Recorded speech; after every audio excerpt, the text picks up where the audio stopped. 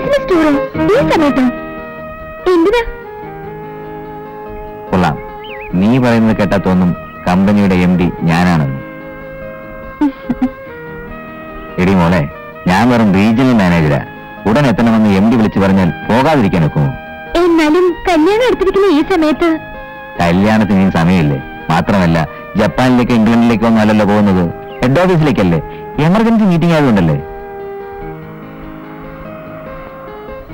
അപ്പോ പെണ്ണിന് വിഷമമുണ്ട്.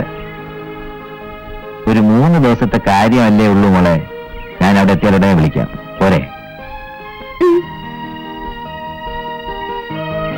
കല്യാണത്തിന് മുമ്പ് ഇതുപോലെ ഒരുമിച്ചിരുന്ന് ഐസ്ക്രീം കഴിക്കുന്നത് ഇവരൊക്കെ കണ്ട പ്രശ്നമാവോ?